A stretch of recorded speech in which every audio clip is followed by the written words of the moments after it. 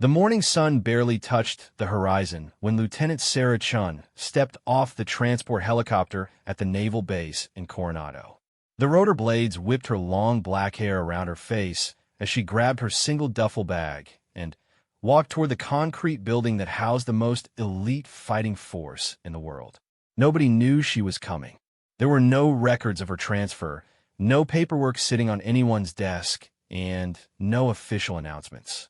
Even the base commander had no idea that this small woman in civilian clothes was about to change everything they thought they knew about special operations. Sarah had spent the last 8 years in places that didn't exist on any map, doing things that would never appear in any official report. Her missions were so classified that even her military records showed only basic training and a desk job at the Pentagon. To anyone who looked, she was just another intelligence analyst who pushed papers and wrote reports. But the moment she walked through the doors of the SEAL training facility, something electric filled the air. Master Chief Robert "Tank" Morrison was drinking his morning coffee when he saw her through the window. He'd been training SEALs for 15 years and could spot military bearing from a mile away. This woman moved like a predator, every step calculated and smooth. Her eyes swept the room like she was mapping escape routes and counting potential threats. "Who's the civilian?" asked Petty Officer First Class Mike Rodriguez, following Tank's gaze. Tank set down his coffee cup slowly. "That's no civilian." Sarah approached the front desk, where a young sailor sat behind bulletproof glass.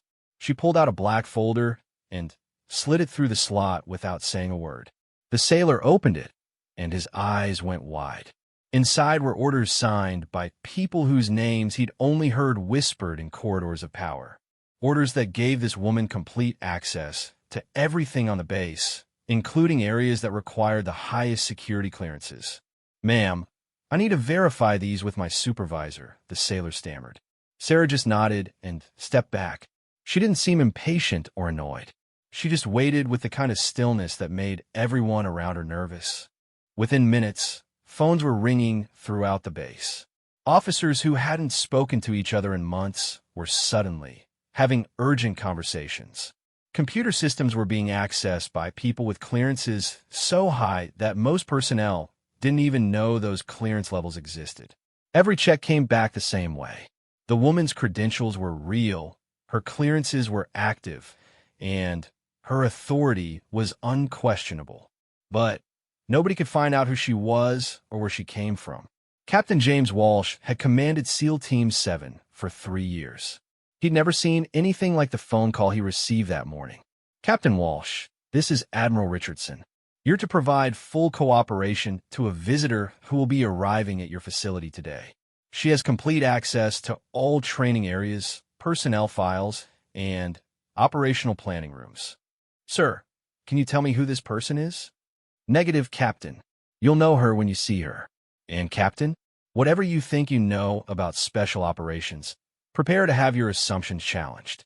The line went dead, leaving Walsh staring at his phone in confusion. By noon, word had spread through the entire SEAL community on base. A mystery woman had arrived with credentials that trumped everyone's security clearance. Some of the men joked that she must be CIA.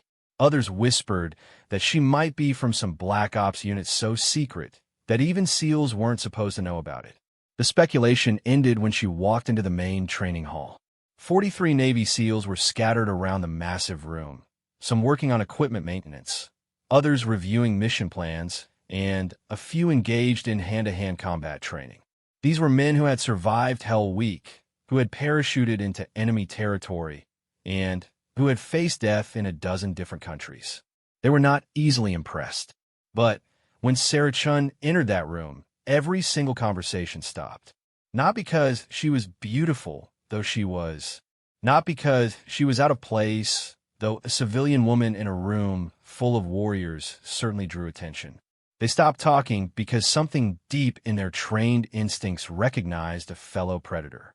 Sarah stood just inside the doorway for a moment, letting her eyes adjust to the indoor lighting. She wore simple jeans and a black t-shirt, but the way she held herself screamed military. Her stance was perfect, her awareness total, and her confidence absolute. Then, she did something that made every SEAL in the room take notice. Without any apparent effort or thought, she identified and cataloged every exit, every potential weapon, and every person in the room. Her eyes moved in a pattern that spoke of years of tactical training and combat experience. Master Chief Morrison approached her first. At 6 feet 4 inches and 250 pounds of muscle, Tank Morrison was not a man who was easily impressed or intimidated. He'd seen action in Iraq, Afghanistan, and half a dozen other places that never made the news. "Ma'am, I'm Master Chief Morrison. Can I help you with something?" Sarah turned to face him, and Tank felt something he hadn't experienced in years. This small woman, who barely came up to his chest, looked at him with eyes that had seen real combat. Not training exercises or war games, but the kind of fighting that left scars on a person's soul. "Master Chief, I'm here to observe your training protocols. I'll be staying out of the way." Her voice was calm and professional, but there was something else underneath.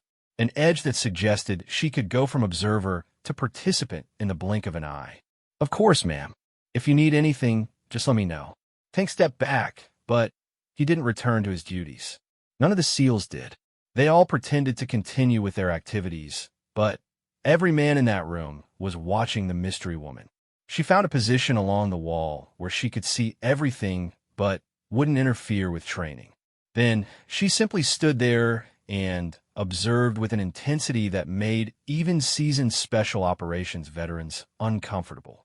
Petty Officer Rodriguez was working through a close-quarters combat drill with his partner when he made a mistake that any first-year trainee would have caught.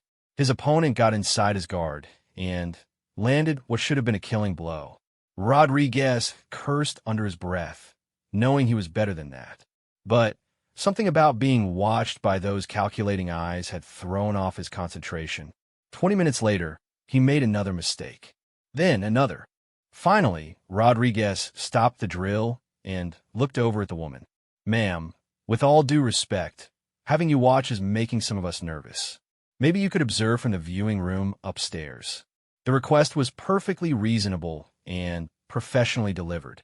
But instead of agreeing or getting offended, Sarah Chen smiled. It wasn't a friendly smile. It was the smile of someone who knew a secret that everyone else wanted to learn. "Petty Officer Rodriguez, right?" She pushed off from the wall and walked toward him. "Tell me, what's making you nervous? The fact that you're being observed, or the fact that you know you're making mistakes you wouldn't normally make?" Rodriguez felt heat rise in his cheeks. This civilian woman had just read him like an open book. "Both, ma'am." "Good answer. Honest." She stopped about 10 feet away from him. "Want to know what I see when I watch your drill?" Rodriguez glanced around the room. Every SEAL was now openly watching the interaction. Tank Morrison had moved closer, and even Captain Walsh had appeared in the doorway. "Yes, ma'am. I see a warrior who's been training the same techniques for so long that they've become automatic. Muscle memory so ingrained that you can execute them while thinking about something else entirely. But I also see someone who's become comfortable with the skills." Rodriguez felt his jaw tighten. "Ma'am, I've been deployed 4 times in the last 6 years. I've seen plenty of real combat. I'm not questioning your courage or your service record, Petty Officer. I'm questioning your adaptability." The room had gone completely silent now. Even the air conditioning seemed to quiet down. Sarah continued, her voice never changing from that calm, professional tone. "In real combat, your opponent isn't going to follow the same patterns you practice in training. They're not going to attack from the angles you expect or use the techniques you prepared for. What happens when everything you know stops working?" Before Rodriguez could answer, she moved. What happened next would be talked about in SEAL training facilities for years to come. Sarah Chun, wearing jeans and tennis shoes, demonstrated combat techniques that nobody in that room had ever seen before. She didn't attack Rodriguez. She didn't need to. Instead, she simply showed him how every move he'd been practicing could be countered by someone who understood the weaknesses built into traditional training methods. It took her less than 3 minutes to completely dismantle everything Rodriguez thought he knew about hand-to-hand combat. She did it without breaking a sweat, without raising her voice, and without making him look foolish. When she finished, the room was so quiet that they could hear waves crashing on the beach outside. Rodriguez stared at her with a mixture of respect and confusion. "Ma'am, who are you?" Sarah picked up a towel from a nearby bench and wiped her hands, even though she hadn't worked up any perspiration. "That's the wrong question, Petty Officer Rodriguez." "What's the right question?" "The right question is, what are you going to do with what you just learned?" She handed him a towel and walked toward the exit. But before she reached the door, she turned back to address the entire room. "Gentlemen, you're the most elite fighting force in the world. You've earned that reputation through blood, sweat, and sacrifice. But if you think your training is complete just because you made it through Hell Week and deployed successfully, you're going to get yourself and your teammates killed." Master Chief Morrison found his voice first. "Ma'am, with all due respect, who are you to tell us about our training?" Sarah paused at the doorway and looked back at Tank Morrison. For just a moment, her professional mask slipped, and he saw something that made his blood run cold. He saw the eyes of someone who had killed not because she was ordered to, but because she had no other choice. Someone who had faced situations where all the training in the world wasn't enough, and who had found a way to survive anyway. "Master Chief, I'm someone who's been where you're going, and I'm here to make sure you come back." With that, she walked out, leaving 43 of the world's most elite warriors standing in stunned silence. Tank Morrison looked around the room at his men. These were individuals who had faced down terrorists, drug cartels, and enemy special forces. They were not easily shaken, but every single one of them looked like they just had their world turned upside down. Outside, Sarah Chun walked across the base toward the administrative building. She had 3 more facilities to visit, 7 different SEAL teams to evaluate, and a report to write that would never see the light of day. But first, she had a phone call to make. She pulled out a secure satellite phone and dialed a number that connected to an office that didn't officially exist. "This is Chun. I've completed the initial assessment of Team 7. The voice on the other end was crisp and professional. "Your evaluation? They're good. Better than good. But they're not ready for what's coming. How long do you need?" Sarah looked back at the training facility where 43 SEALs were probably still trying to process what had just happened. "Give me 2 weeks and full authority to modify their training protocols." "Done." "Sarah." "Yes, sir." "Don't break them. We're going to need every one of those men in 6 months." The line went dead, and Sarah Chin smiled that same dangerous smile she'd shown Rodriguez. In 6 months, these SEALs would face an enemy unlike anything they'd ever encountered. An enemy that could counter every tactic in their playbook and exploit every weakness in their training. But if she did her job right, they'd be ready for it. The mystery woman had arrived, and nothing would ever be the same. 3 days later, everything changed. Sarah Chun returned to the SEAL facility at dawn, but this time, she wasn't alone. A convoy of unmarked trucks followed her through the base gates, carrying equipment that nobody recognized and personnel who refused to identify themselves. Captain Walsh watched from his office window as the mysterious convoy unloaded crates of gear that looked like nothing he'd ever seen in 20 years of military service. The equipment was clearly military, but it didn't match any standard issue items in the Navy inventory. His secure phone rang before he could investigate further. "Captain Walsh, this is Admiral Richardson. Effective immediately, you're to provide Miss Chun with complete authority over all training operations for SEAL Team 7. Any requests she makes are to be treated as direct orders from Packham." Walsh felt his stomach drop. Pacific Command didn't get involved in routine training exercises. "Sir, can you tell me what this is about?" "Negative, Captain. Just follow your orders and support Miss Chun however she requires." The line went dead, leaving Walsh staring at the convoy below. Whatever was happening, it was bigger than anything he'd been prepared for. Down in the main training hall, Master Chief Morrison was briefing his men on the day's planned exercises when Sarah walked in. This time, she wasn't wearing civilian clothes. Instead, She wore a black uniform with no rank insignia, no name tape, and no unit patches. It was clearly military, but it belonged to no branch of service that anyone could identify. Behind her came 6 individuals in matching uniforms. Like Sarah, they moved with the fluid grace of seasoned combat veterans. And, like her, they carried themselves with an authority that had nothing to do with rank or position. "Gentlemen," Sarah announced, her voice carrying easily across the large space, "your training schedule has been modified. For the next 2 weeks, you'll be participating in exercises designed to prepare you for scenarios that aren't covered in your current curriculum." Petty Officer Rodriguez raised his hand. "Ma'am, what kind of scenarios?" "The kind where everything you think you know about warfare doesn't apply." She gestured to her team. "These are my instructors. They've been where you're going, and they've faced enemies that don't follow conventional tactics or rules of engagement. Over the next 14 days, they're going to teach you how to adapt when your training manual becomes useless." Tank Morrison stepped forward. "Ma'am, our training is the most comprehensive in the world. We prepared for every possible combat scenario." Sarah smiled that dangerous smile again. "Master Chief, let me ask you something. In all your training, have you ever fought an enemy that could predict your tactics before you used them? An enemy that knew your equipment better than you did? An enemy that could turn your own strengths against you?" Morrison felt a chill run down his spine. "No, ma'am. You're about to." The first exercise began an hour later. The SEALs were divided into their standard 4-man fire teams and given a simple mission: infiltrate a building, locate and secure a high-value target, and extract without casualties.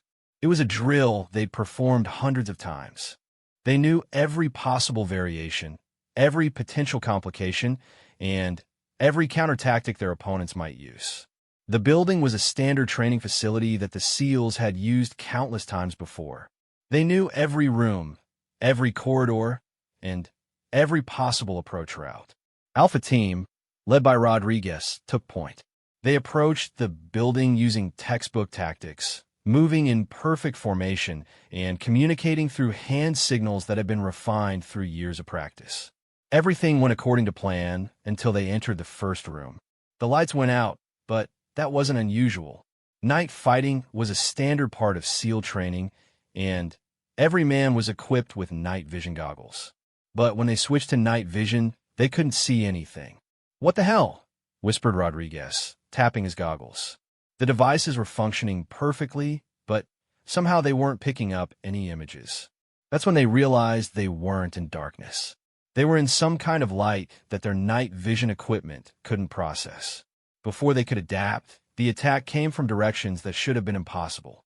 Opponents appeared from walls, floors, and ceilings, using entry points that hadn't existed during their reconnaissance. The exercise lasted exactly 4 minutes and 37 seconds. All 4 members of Alpha Team were declared killed before they managed to identify even a single target. Bravo Team fared no better. Charlie and Delta Teams lasted less than 3 minutes each. When the lights came back on, the SEALs found themselves staring at Sarah's instructors, who had eliminated 16 elite warriors without taking a single casualty. But that wasn't the shocking part. The shocking part was that the instructors had accomplished this feat using equipment and tactics that seemed to come from 20 years in the future. Their weapons fired projectiles that could change direction in mid-flight. Their armor was lighter than anything the SEALs had ever seen, but could apparently stop rifle rounds without leaving a mark. And their communication systems allowed them to coordinate attacks without using any recognizable radio frequencies. Rodriguez pulled off his helmet and stared at the instructor who had killed him. What the hell was that equipment? The instructor, a woman who appeared to be in her 30s with scars that spoke of serious combat experience, smiled. "That's the wrong question, Petty Officer." "What's the right question?" "The right question is, what are you going to do when your enemy has equipment that makes yours look like toys from the last century?" Master Chief Morrison approached Sarah, who had been observing from the sidelines. "Ma'am, with all due respect, this isn't realistic training. Our enemies don't have access to technology like that." Sarah turned to face him. and Morrison saw something in her eyes that made him wish he hadn't asked the question. "Master Chief, let me tell you about an operation that took place 3 months ago in a location I can't name, against an enemy I can't identify." She paused, letting the weight of classified information settle over the group. A 12-man SEAL team, among the best operators in the world, was sent to eliminate a high-value target. They had perfect intelligence, state-of-the-art equipment, and complete tactical surprise. Morrison felt his chest tighten. He knew that tone of voice. It was the sound of someone delivering bad news about good people. The mission was a complete failure. Not only did they fail to eliminate the target, but 11 of those 12 SEALs didn't come home. The survivor spent 3 weeks in intensive care and will never return to active duty. The training hall had gone completely silent. Every SEAL was listening with the intensity of men who knew that the wrong lesson could cost them their lives. The enemy they faced used technology and tactics that rendered 20 years of training useless.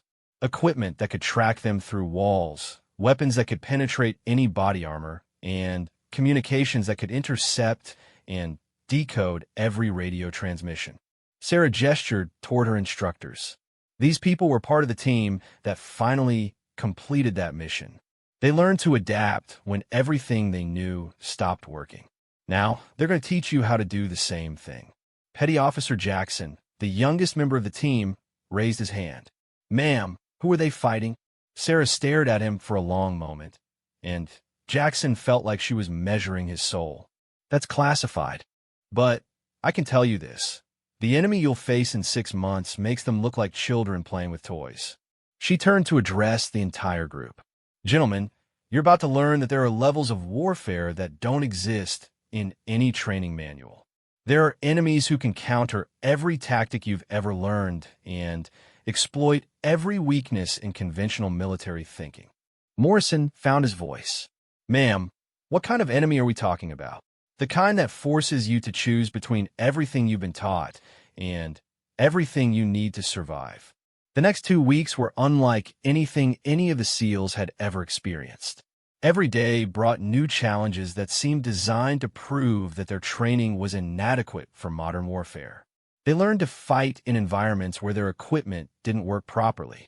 They practiced tactics for enemies who could predict their movements before they made them. They trained against opponents who seemed to know their capabilities better than they did. Most importantly, they learned to adapt when the rules changed in the middle of a fight. On day 3, Rodriguez found himself in a scenario where his rifle jammed every time he tried to fire it. Instead of following standard malfunction procedures, he had to learn to fight using improvised weapons while his enemy used perfectly functioning firearms. On day 7, Morrison led a team through an exercise where their radio communications were not only jammed but actively used against them. Every order he gave was somehow intercepted and countermanded, turning his own tactical coordination into a weapon for his opponents. By day 10, even the most skeptical SEALs had to admit that their assumptions about warfare were incomplete. But the real breakthrough came on day 12. The exercise seemed simple enough, a standard hostage rescue in a building they practiced in dozens of times before. 2 teams would enter from different angles, neutralize the hostiles, and extract the civilians. But this time, something was different.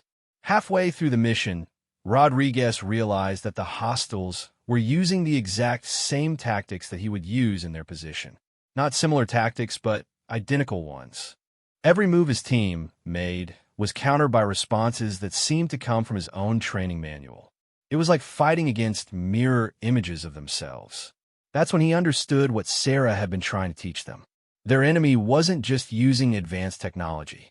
Their enemy had studied SEAL tactics so thoroughly that they could predict and counter every standard operating procedure. Rodriguez made a decision that would have earned him a failing grade in conventional training. He abandoned everything he'd been taught about hostage rescue operations and started making up tactics on the spot.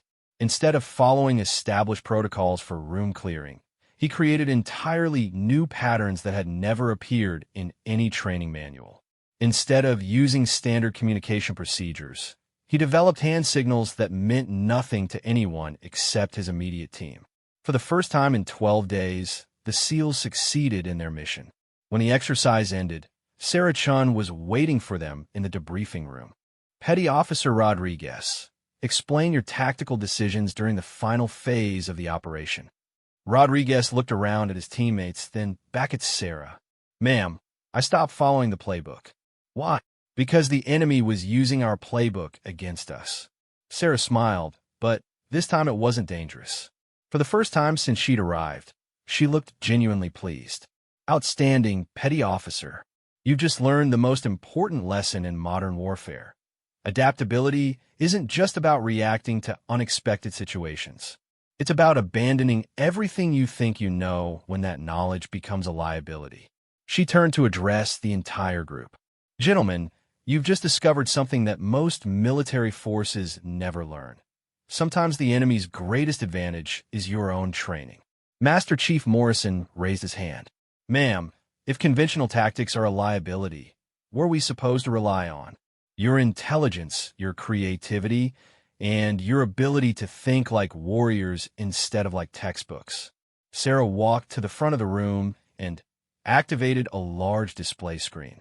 For the first time since her arrival, she was about to share classified information. In 4 months, SEAL Team 7 will be deployed on a mission that cannot fail. You'll be facing an enemy that has studied American special operations tactics for decades. They know your equipment, your procedures, and your weaknesses better than most of you do. Images appeared on the screen, satellite photographs of facilities that the SEALs didn't recognize, technical specifications for weapons they'd never seen, and tactical analyses written in languages they couldn't read. This enemy has been preparing specifically to fight American special forces. They've designed their entire military doctrine around countering your strengths and exploiting your vulnerabilities. The room was dead silent as the implications sank in. But they've made one crucial mistake, Sarah continued. They prepared to fight the SEALs as you were, not as you're becoming. She clicked to the next slide, showing a complex organizational chart that looked like nothing any of them had seen before. Over the next 14 weeks, you're going to receive training that doesn't exist in any manual. You're going to learn tactics that have never been used in conventional warfare. And you're going to develop capabilities that your enemy can't predict because they've never been demonstrated before. Petty Officer Jackson raised his hand. Ma'am, who's going to be training us?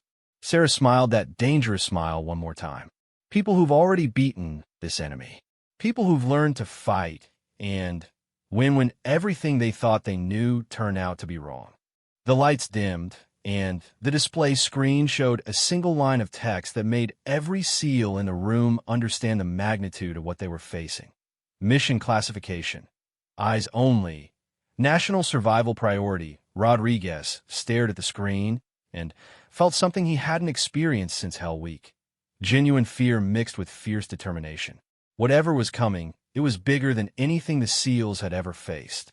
But for the first time since the mystery woman had arrived, he believed they might be ready for it. Outside, Sarah Chun made another secure phone call. This is Chun. Phase 1 complete. Your assessment? They're learning. Give me 10 more weeks, and they'll be ready. Sarah, you understand what happens if they're not. She looked back at the building where 43 of America's best warriors were preparing for a battle that would determine the future of special operations warfare. Yes, sir. They'll die. And so will everyone they're supposed to protect. Then, make sure they're ready. The line went dead, and Sarah Chun walked toward her quarters. Tomorrow would bring new challenges, new tests, and new opportunities to prepare the SEALs for a war that most people couldn't even imagine. But tonight, for the first time since arriving at the base, she allowed herself to hope that it might be enough. 6 weeks later, SEAL Team 7 was no longer recognizable as the unit that had first encountered Sarah Chun. The changes went deeper than new equipment or modified tactics. These warriors moved differently, thought differently, and fought in ways that would have been impossible before their training revolution began. Petty Officer Rodriguez no longer relied on standard operating procedures. Instead, He developed an intuitive understanding of combat that allowed him to create effective tactics in real time. His teammates had learned to follow his lead without questions, adapting to new plans as quickly as he could devise them. Master Chief Morrison had discovered that his years of experience could be either an asset or a liability, depending on how flexibly he applied them. He'd learned to use his knowledge as a foundation for innovation rather than a script to follow. But the real test was still coming. Sarah stood in the command center at 0500 hours on a Tuesday morning, studying satellite feeds from a location that officially didn't exist. The feeds showed a compound in a desert that appeared on no maps, surrounded by defensive positions that incorporated technology from several different countries. Captain Walsh entered the command center carrying a sealed briefing packet that had arrived by special courier during the night. "Miss Chun, these are your orders." Sarah opened the packet and read the contents carefully. After 6 weeks of preparation, the real mission was finally being revealed. "Captain, I need Team 7 assembled in Conference Room Alpha in 30 minutes. Full battle gear, weapons hot, and prepared for immediate deployment." Walsh felt his stomach tighten. "Ma'am, is this the real thing? This is what everything has been building toward." 30 minutes later, 43 SEALs sat in a secure briefing room, wearing full combat equipment and carrying weapons that had been modified according to specifications that Sarah's team had provided. The modifications made their rifles more adaptable, their body armor more flexible, and their communications more secure. But the most important changes were invisible. These men now carried the confidence that came from knowing they could adapt to any situation, no matter how unexpected. Sarah activated the main display screen, showing a satellite image of a compound that looked like a fortress designed by someone who understood exactly how Special Forces operations worked. "Gentlemen, this is Target Omega. Intelligence indicates that it houses a research facility developing weapons technology that could change the balance of power in global warfare." The image zoomed in, revealing defensive positions that seemed designed specifically to counter special operations tactics. Standard assault techniques will not work against this target. The facility has been designed by people who understand American Special Forces capabilities better than most American commanders do. Rodriguez studied the defensive positions and felt a chill of recognition. "Ma'am, those defensive arrangements, they're set up to counter our exact approach methods." "Correct, Petty Officer. Whoever designed this facility has studied SEAL tactics extensively.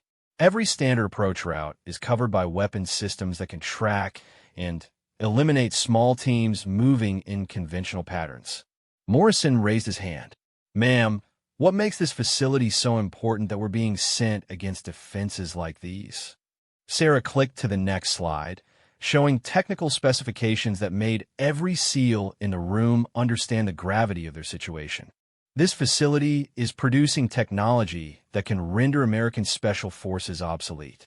Weapons that can track operators through any concealment, armor that can stop any projectile we currently use, and communication systems that can intercept and decode any military frequency."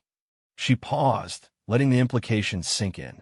If this technology is completed and distributed to hostile forces, special operations as we know it will cease to exist. Every SEAL team, every Green Beret unit, every Delta Force operator will be as vulnerable as infantry from World War I facing modern weapons. The room was completely silent as 43 elite warriors contemplated the end of their way of war. "Your mission is to infiltrate this facility, locate and destroy the research data, and eliminate the scientists responsible for developing these weapons systems." Petty Officer Jackson raised his hand. "Ma'am, how many defenders are we expecting?" "Intelligence estimates between 60 and 80 personnel, including approximately 20 operators with capabilities similar to your own." Morrison did the math quickly.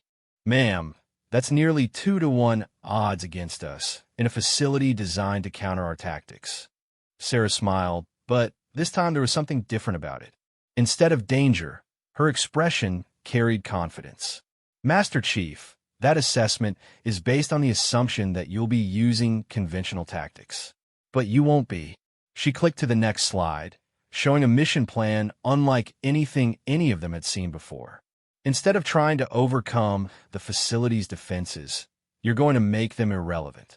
Instead of fighting their strengths, you're going to exploit weaknesses they don't know they have. The plan was brilliant in its simplicity. Rather than attempting a traditional infiltration through defended approaches, Team 7 would create entirely new entry points using techniques that had never been attempted before.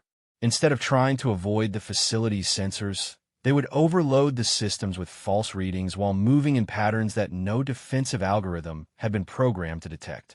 Most importantly, instead of fighting as a traditional SEAL team, they would operate as something entirely new, a hybrid force that combined special operations training with tactics that had never appeared in any military manual.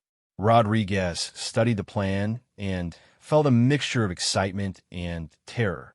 "Ma'am, this is either going to work perfectly or get us all killed." Petty Officer Rodriguez. That's true of every mission worth doing. The deployment began at 2,200 hours that same night. Team 7 loaded into aircraft that appeared to be standard military transports, but incorporated technology that made them nearly invisible to conventional radar. During the flight, Sarah provided final briefings that revealed just how much the stakes had been raised. "Gentlemen, you should know that this facility is not the only one. Intelligence indicates that similar research centers exist in at least 4 other locations around the world.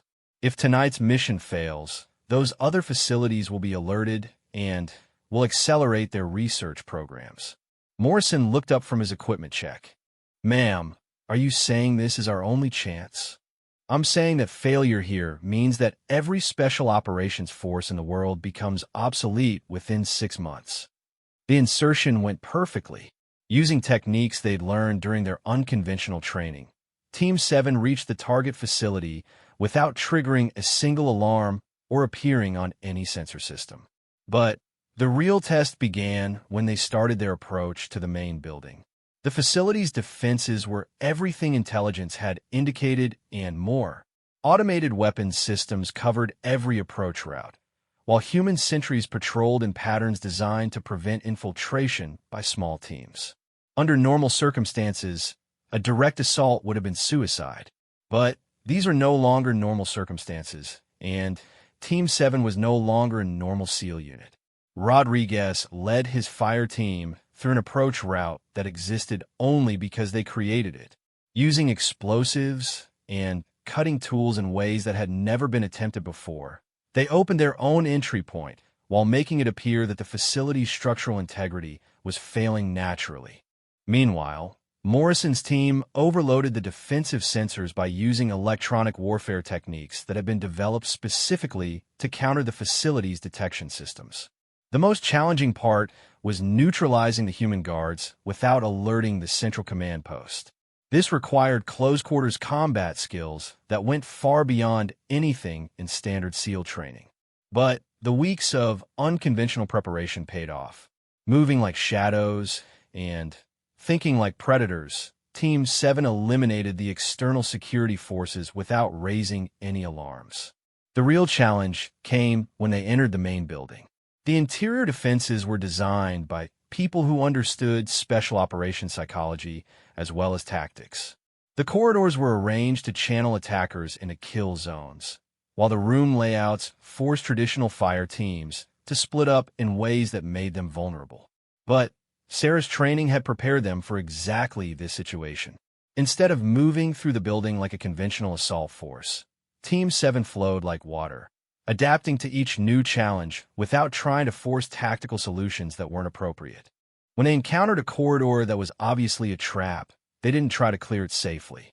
Instead, they went through the walls, creating new passages that bypassed the defensive arrangements entirely. When they found rooms arranged to separate attacking forces, they stayed together by moving in ways that the facility's designers had never anticipated. Most importantly, when they encountered automated defenses that should have been impossible to defeat, they used tactics that turned the facility's own security systems against themselves. The mission reached its critical phase when they located the main research laboratory. The room contained not only the weapons technology they'd been sent to destroy, but also something that changed everything they thought they knew about their mission. The lead scientist was an American.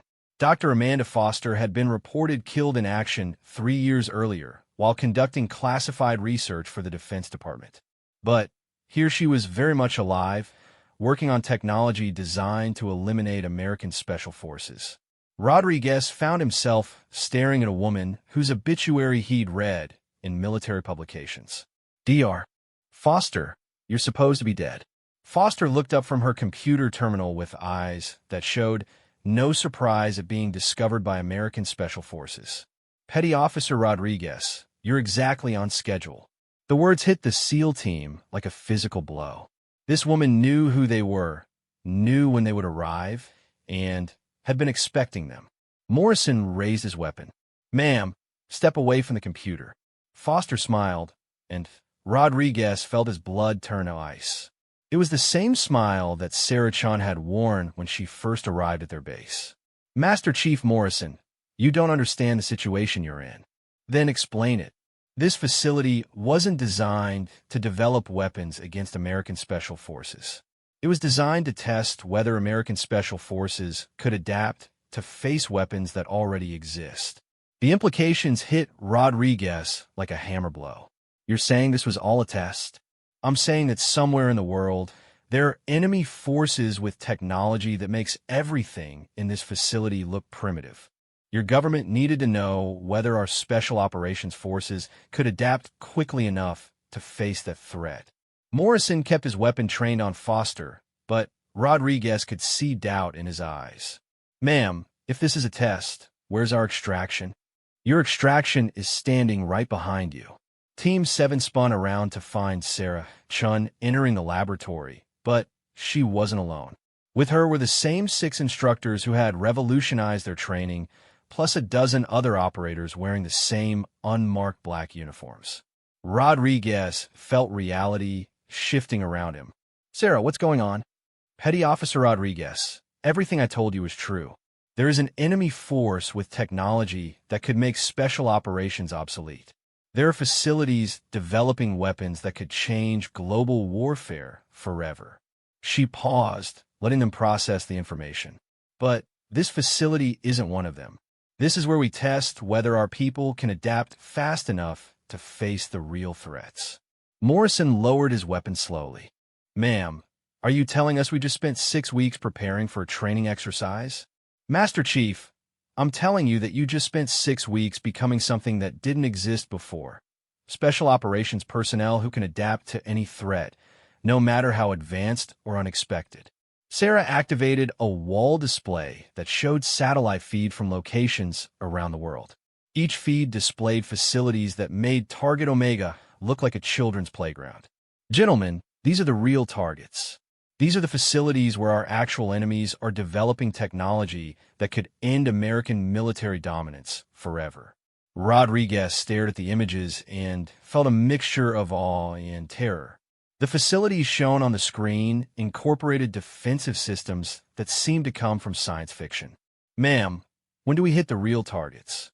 Sarah looked at him with something that might have been pride.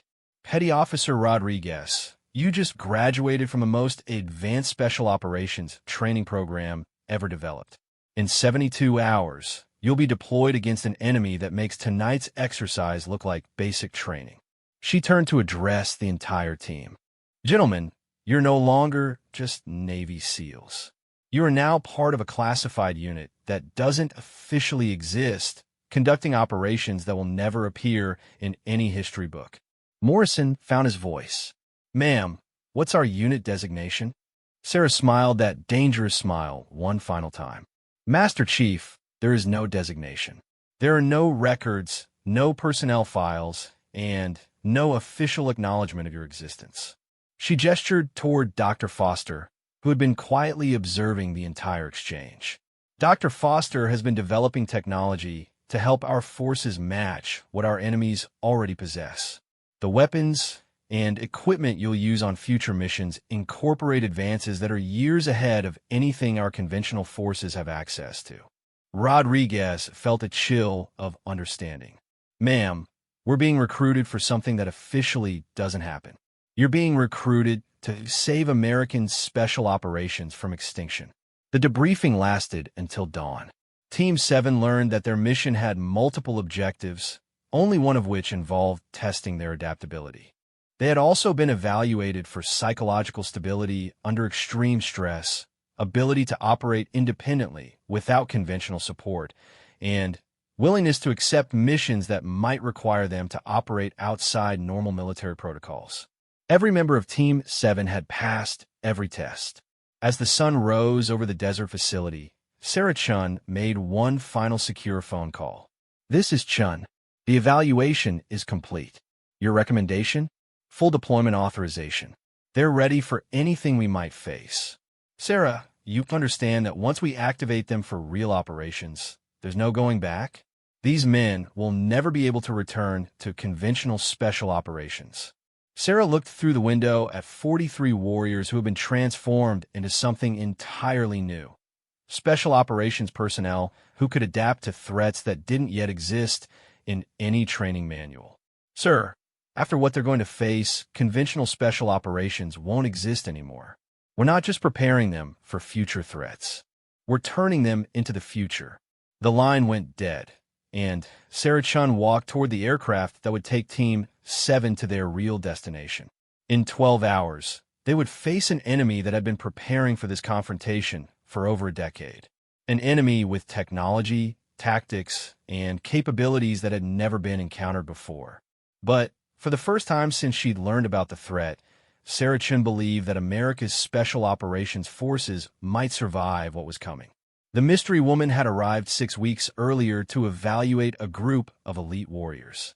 She was leaving with something that had never existed before, a special operations unit that could adapt to any threat, overcome any defense, and accomplish missions that conventional forces couldn't even attempt.